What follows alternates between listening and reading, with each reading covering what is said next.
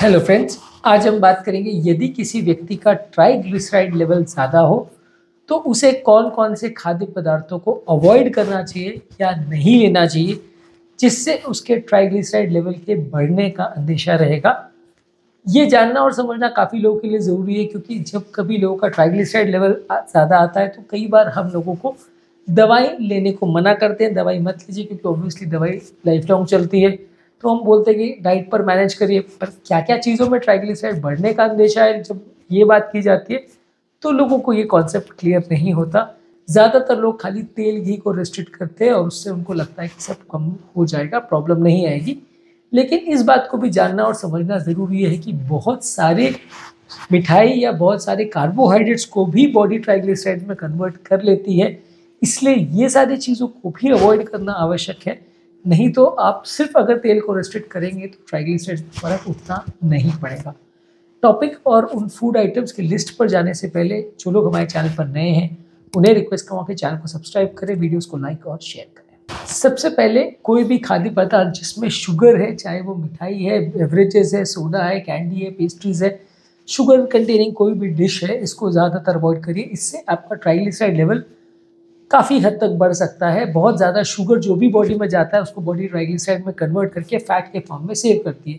इसलिए कहा जाता है कि यदि आपको वज़न कम करना है तो आपको ट्राइग्लिसराइड्स अगर कम करना है तो आपको शुगर पर फोकस करना पड़ेगा। शुगर आप कम करेंगे तो इससे आपको बहुत फ़ायदा मिलेगा। इनफैक्ट कई स्टडीज़ तो आजकल ऐसा कहती है कि यदि आपको ब्लॉकेजेस वगैरह से भी बचना है तो कोलेस्ट्रॉल पर फोकस करने से ज़्यादा ज़रूरी है कि शुगर पर फोकस करिए, क्योंकि ये और ज़्यादा डेंजरस होता है, इवन ऑयल से भी ज़्यादा डेंजरस होता है। इसके अलावा हाई फ्रक्टोज वाले कॉर्न सिरप से, जो कि काफ़ी शुगर वाले ड्रिंक्स में या काफ़ी प्रोसेस्ड फूड में स्वीटनर की तरह से यूज़ किया जाता है, ये भी काफ़ी हद तक कोलेस्ट्रॉल और ट्राइग्लिसराइड को बढ़ाता है, इसलिए इसको अवॉइड करिए। हाई फ्रक्टोज कॉर्न सिरप, आप अगर HFCS बोलते, ये अगर आपको किसी चीज़ में मिलता है लिखा हुआ कोई भी खाद्य पदार्थ में या कोई भी इस तरह का प्रोसेस्ड आइटम या फूड प्रोडक्ट आप ले रहे हैं, तो उसमें अगर ये HFCS लिखा है तो इसे अवॉइड करिए, क्योंकि ये काफ़ी हद तक आपके ट्राइग्लिसराइड्स को बढ़ाता है।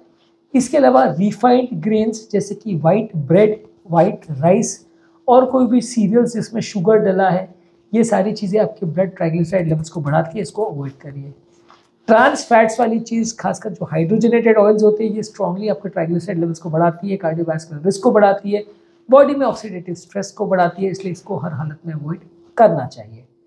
सैचुरेटेड फैट्स जैसे कि बटर, घी, मार्जरीन, ये सारी चीज़ें को हर हालत में अवॉइड करना चाहिए। सारे सैचुरेटेड फैट्स आपके कोलेस्ट्रॉल और ट्राइग्लिसराइड दोनों लेवल्स को बढ़ाते हैं। ज़्यादातर कोशिश करिए कि इस तरह के प्रोटीन्स और इस तरह के प्रोडक्ट्स लीजिए जिसमें सैचुरेटेड फैट्स कम हो या बिल्कुल ना हो। कोई भी फ्राइड फूड्स या तली वाली चीज़ों में जिसमें कैलोरीज होती हैं, वो अनहेल्दी फैट्स होते हैं और वो आपको फ़ायदा नहीं करेंगी, इसलिए समोसा, कचौरी, फ्राइड फ्राइज़ और इस तरह की चीज़ें या नॉन वेजिटेरियन फूड आइटम्स जो भी तली हुई होती हैं वो नुकसान करती हैं। इनफैक्ट कोई भी फूड आइटम जिसको आप फ्राई करके बना रहे हो वो फ़ायदा करने के बदले नुकसान ही करेगी, इसलिए फ्राइड फूड आइटम्स को अवॉइड करिए। इसके अलावा ज़रूरी है, यदि आप ट्राइग्लिसराइड्स को कम करना चाहते हैं तो अल्कोहल को कम करना। एक्सेसिव अल्कोहल कंज्यूम करना single most important risk factors में से माना जाता है, जिससे ट्राइग्लिसराइड लेवल बढ़ता है। आप कॉमनली लोगों को पूछेंगे जिन लोगों का ट्राइग्लिसराइड ज़्यादा आता है कि आप अल्कोहल पीते हो, तो काफ़ी लोग उसमें, खासकर मेल लोग, हाँ बोलते हैं। तो ये एक बड़ा रीज़न होता है। आप बंद करेंगे तो आपको काफ़ी फ़र्क मिलेगा आपके ट्राइग्लिसराइड लेवल्स में। इसके अलावा कई लोग फ्रूट जूसेस पीते हैं। फ्रूट जूसेस में कई एडेड शुगर्स होते हैं जो कि अनहेल्दी होते हैं और ये आपका ब्लड ट्राइग्लिसराइड लेवल्स को बढ़ाते हैं। फ्रूट जूसेस अगर आप पी रहे हैं तो नेचुरल पीजिए, लेकिन बहुत ज़्यादा मत पीजिए, क्योंकि लोगों को लगता है कि फ्रूट जूस हेल्दी है। आप डाइट के बदले या जो चीज़ के बदले आप बहुत ज़्यादा फ्रूट जूस लेते हैं, ये आपको थोड़ा बहुत फ़ायदा ज़रूर करता है। फाइबर कंटेंट होने की वजह से खाने के अगर बदले लेंगे तो थोड़ा फ़ायदा करेगा, लेकिन ओवरऑल इसमें शुगर कंटेंट ज़्यादा होता है। इनफैक्ट सारे फ्रूट्स में भी थोड़ा कार्बोहाइड्रेट कंटेंट ज़्यादा होता है और ये बॉडी में ट्राइग्लिसराइड में कन्वर्ट हो जाता है, इससे आपका ट्राइग्लिसराइड लेवल बढ़ जाता है। इसके अलावा प्रोसेस्ड मीट अगर आप लेते हैं, कोई भी प्रोसेस्ड मीट जैसे कि bacon, sausage, deli product meat, ये सारे जो है काफ़ी कॉमनली आपके वेस्टर्न ब्रेकफास्ट में या किसी भी कॉन्टिनेंटल होटल वगैरह में आप जाओगे तो वहाँ पे ब्रेकफास्ट आइटम्स में रखे होते हैं, तो ये ज़्यादातर आपके सैचुरेटेड फैट्स में इसमें ज़्यादा रिच होता है, तो आपका ट्राइग्लिसराइड लेवल्स को बढ़ाएगा। इसके अलावा फास्ट फूड, जंक फूड, कुछ भी तरह का आप लोगे, इसमें फैट, शुगर, कैलोरी सब ज़्यादा रहता है, तो ये आपको जहाँ तक पॉसिबल है अवॉइड करना चाहिए। सॉसेज और कंडिमेंट्स जैसे कि मेयोनीज, केचप और सलाद ड्रेसिंग्स वगैरह जो लेते हैं, इसमें अनहेल्दी फैट्स होते हैं और ये आपका कोलेस्ट्रॉल लेवल बढ़ाएगा। कोई भी तरह का स्नैक्स है, चाहे चिप्स है, कुकीज़ है, क्रैकर्स है, इसमें अनहेल्दी फैट्स होते हैं। जो भी ज़्यादातर लेस ऑयली स्नैक्स होते हैं जैसे कि नट्स है, सीड्स है, होल ग्रेन्स है, सैलड्स है, ये सारी चीज़ों को आप स्नैक के लिए लीजिए सकते हैं। कोई फ्रूट्स वगैरह को ले सकते हैं स्नैक करने के लिए। लेकिन अगर आप जब भी भूख लगती है स्नैक करने में समोसा, कचौरी या इस तरह की चीज़ें खाएंगे तो वजन भी बढ़ेगा और ट्राइग्लिसराइड्स भी बढ़ेगा। इसके अलावा कोई भी क्रीमी सूप्स वगैरह लेते हैं, सूप के ऊपर से जो क्रीम डाला जाता है वो भी आपका ट्राइग्लिसराइड और कोलेस्ट्रॉल लेवल्स को बढ़ाता है। इसमें भी सैचुरेटेड फैट्स होते हैं। कोई भी चीज़ जिसमें आप क्रीम डालते हैं, फुल क्रीम मिल्क है या फुल क्रीम सूप है या जो भी है, वो नुकसान करेगा। इसके अलावा कॉफ़ी और चाय वगैरह भी काफ़ी शुगर कंटेंट होता है, तो ये भी फ़ायदा नहीं करता है। तो यदि आपको ट्राइग्लिसराइड लेवल कम करना है तो शुगर वाले कॉफ़ी और बहुत ज़्यादा दूध वाले कॉफ़ी और चाय को आपको अवॉइड करना चाहिए, क्योंकि ये कई बार काउंट हम करना भूल जाते हैं कि इसमें कितना शुगर है। और कई बार 4-5 चाय और कॉफ़ी जब हो जाती है तो उसमें आप मान के चलिए 100 कैलोरी चला जाता है। तो 4-5 चाय में आपको 500 कैलोरी मिल जाती है, जो कि एक खाने के बदले ऑलमोस्ट इक्विवेलेंट हो जाता है। तो इससे वजन भी बढ़ता है और आपका कोलेस्ट्रॉल कंट्रोल भी बिगड़ेगा, आपका ट्राइग्लिसराइड लेवल भी बढ़ेगा। इसको ज़्यादातर पॉसिबल है अवॉइड करें तो अच्छा है। इसके अलावा जो फूड प्रोडक्ट्स का ग्लाइसेमिक इंडेक्स ज़्यादा होता है उनको अवॉइड करिए। हमने ऑलरेडी ग्लाइसेमिक इंडेक्स किन फूड प्रोडक्ट्स का ज़्यादा होता है उस पर बात करी है।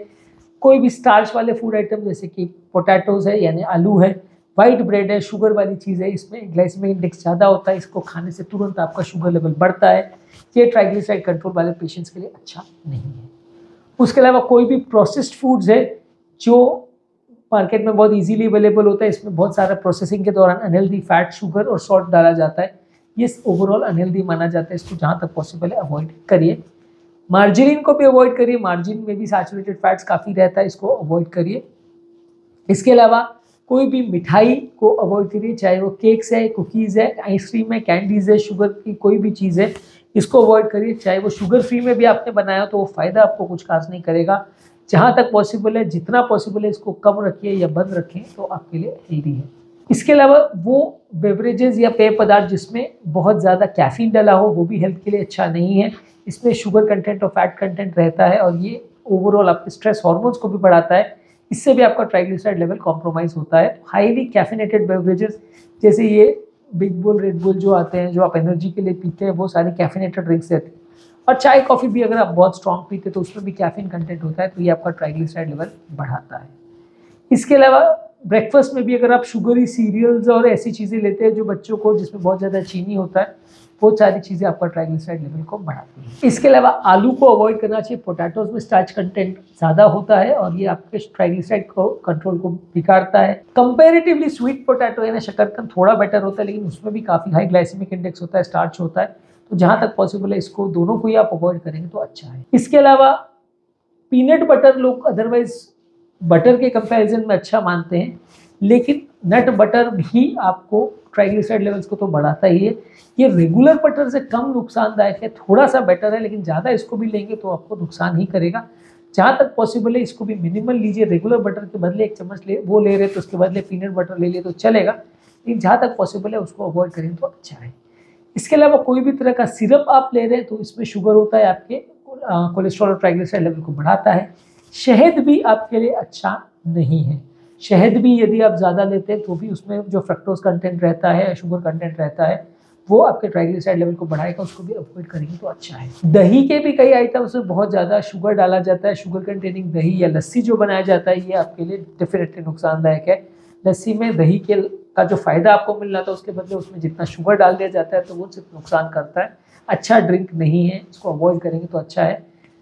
मट्ठा लेंगे या फीका लस्सी जिसको बोलते हैं कि उसमें शुगर नहीं डाला जाता है, वो बेटर है कंपैरेटिवली।